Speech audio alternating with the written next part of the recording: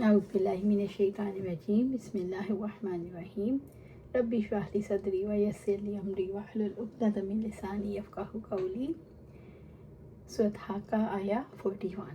وما ہوا بقول شاعر، اور کسی شاعر کا قول نہیں، یعنی اللہ تعالیٰ نے اپنے نبی صلی اللہ علیہ وآلہ وسلم کو تمام بہتان ترازیوں سے پاک رکھا۔ آپ صلی اللہ علیہ وسلم شاعر نہیں ہیں، اب لوگ جو الزام لگاتے ہیں وہ جھوٹے ہیں۔ قلیلا ما تؤمنون، تم لوگ بہت ہی کم ایمان لاتے ہو، تمہارا ایمان کم اور اس کا دائرہ تنگ ہے۔ اگر تمہارا ایمان وسعت والا ہوتا تو قرآن کو اللہ کا کلام اور اس کی وحی تسلیم کر لیتے، اور شعر کی جنس نہیں۔ سورۃ الحاقہ آیا 42۔ ولا بقول کاہن، اور نہ کسی کا کاہن کا قول ہے، یعنی قرآن کسی کاہن کا قول نہیں، نہ یہ کاہنوں کے کلام کی طرح سماع و تسماع ہے۔ قلیلا ما تذکرون، تم لوگ بہت ہی کم نصیحت قبول کرتے ہو، یعنی تم کم نصیحت قبول کرتے ہو۔ اگر زیادہ نصیحت قبول کرتے تو تم جان لیتے قرآن کاہن کا کلام نہیں۔ سورۃ الحاقہ آیا 43۔ تنزیل من رب العالمین، یہ جہانوں کے رب کی طرف سے نازل کیا گیا ہے۔ جو کچھ محمد صلی اللہ علیہ وسلم لے کر آئے ہیں وہ رب العالمین کا نازل کرتا ہے، اور وہ کسی انسان کا کلام نہیں ہو سکتا۔ وہ ایسا کلام ہے جو اللہ کی عظمت، اس کے جلال، اس کے کمال اور اس کے عظیم اور اپنے مخلوق سے بلند ہونے پر دلالت کرتا ہے۔ سورۃ حاقہ آیا 44۔ وَلَوْ تَقَوَّلَ عَلَيْنَا بَعْضَ الْأَقَاوِيلِ، اور اگر وہ ہم پر کوئی بات کھڑ کر لاتا، بات کھڑ لانے سے مراد قرآن میں کمی بیشی، یعنی آپ صلی اللہ علیہ وسلم نے اللہ تعالیٰ پر کوئی باتیں نہیں گھڑی، اس حالت میں کمی بیشی کی ہوتی تو ہم عبرتناک سزا دیتے۔ سورۃ حاقہ آیا 45۔ لا اخذنا منہ بالیمین، تو یقیناً ہم اس کو اس کے دائیں ہاتھ سے پکڑتے، یعنی ہم قوت کے ساتھ اسے دائیں ہاتھ سے پکڑتے تاکہ اسے قتل کر دیں۔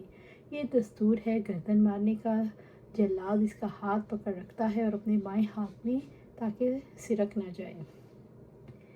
سورۃ حاقہ آیا 46۔ ثم لقطعنا منہ الوتین، پھر یقیناً ہم اس کی رگے جان کاٹ دیتے۔ وتین وہ رگ ہے جو دل کے قریب ہوتی ہے، اور اگر کٹ جائے تو انسان ہلاک ہو جاتا ہے۔ یہ بات آپ صلی اللہ علیہ وسلم کی سچائی کو بیان کرنے کے لیے کی گئی ہے۔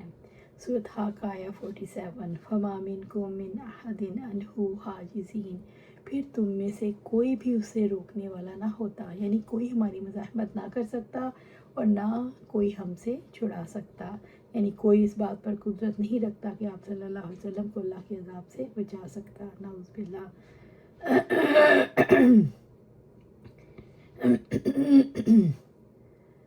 فما منکم من احد عنہ حاجزین، اگر اللہ تعالیٰ آپ کو ہلاک کرنا چاہے تو آپ خود اس کی ہلاکت سے بچ سکتے ہیں، نہ کوئی اس پر قدرت رکھتا ہے وہ آپ کو اللہ تعالیٰ کے عذاب سے بچا سکے۔ اللہ سبحانہ تعالیٰ نے اس کو یقین دلانے کے لیے کیا کہ ایسا نہیں، قرآن اللہ کی طرف سے، آپ صلی اللہ علیہ وسلم نے اس میں کوئی کمی بیشی نہیں کی۔ سورۃ حاقہ آیا 48۔ وَإِنَّهُ، اور یقیناً یہ قرآن، لَتَذْکِرَةٌ لِّلْمُتَّقِينَ، ان کے لیے بلا شبہ ایک نصیحت ہے جو اللہ سے ڈر کر رہتے ہیں۔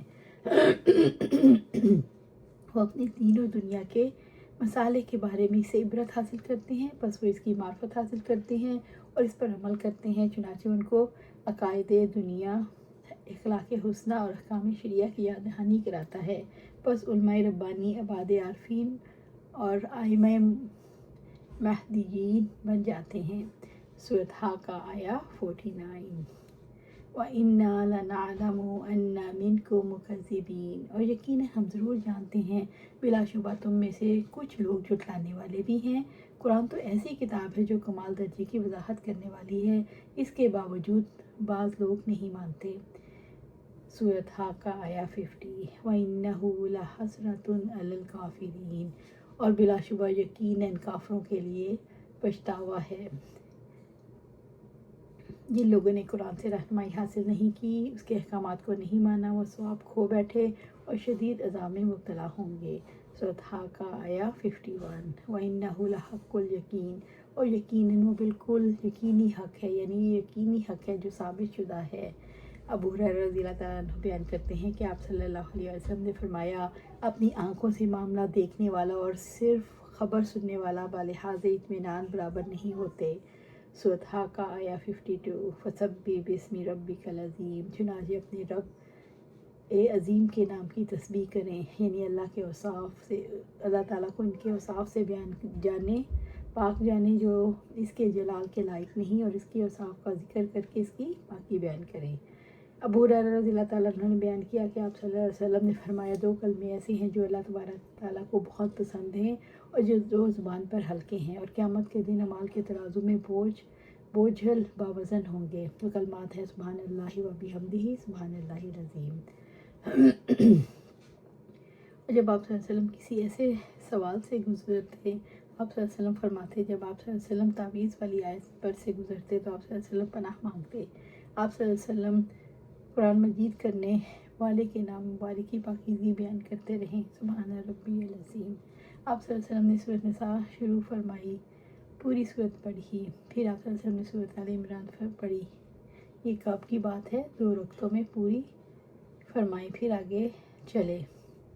یعنی حذیفہ رضی اللہ عنہ فرماتے ہیں کہ ایک رات نبی صلی اللہ علیہ وسلم کے ساتھ نماز پڑھی، آپ صلی اللہ علیہ وسلم نے سورۃ بقرہ پڑھی، میں نے دل میں کہا اب آپ صلی اللہ علیہ وسلم 100 آیات پر رکوع فرمائیں گے، پھر آگے چلے، میں نے دل میں کہا آپ صلی اللہ علیہ وسلم سورت کو 2 رکعتوں میں ادا فرمائیں گے، پھر آگے چلے، دل میں کہا آپ ایک پوری سورت رکوع فرمائیں گے، بعد میں پھر آپ صلی اللہ علیہ وسلم سورۃ نساء شروع فرما دی، سورت پوری پڑھی، آپ صلی اللہ علیہ وسلم نے سورۃ عمران شروع فرما دی، آپ صلی اللہ علیہ وسلم نے ترتیل اور خوبی کے ساتھ پڑھا۔ جب آپ صلی اللہ علیہ وسلم اس آیت سے گزرے جس میں تسبیح ہوتی تو آپ صلی اللہ علیہ وسلم سبحان اللہ کہتے، اور جب آپ صلی اللہ علیہ وسلم کسی ایسے سوال سے گزرتے تو آپ صلی اللہ علیہ وسلم سوال فرماتے، اور جب آپ صلی اللہ علیہ وسلم تعوذ والی آیات سے گزرتے تو آپ صلی اللہ علیہ وسلم پناہ مانگتے۔ آپ قرآن مجید نازل کرنے والے کے نام مبارک کی پاکیزگی بیان کرتے رہیں، سبحان ربی العظیم۔ اللہ سبحانہ تعالیٰ سے دعا ہے ہمیں قرآن و سنت پر عمل کرنے کی توفیق دے، اس پر جما دے اور جنت الفردوس کے اعلیٰ مقام پر اپنے پاس گھر عطا فرمائے، آمین یا رب العالمین۔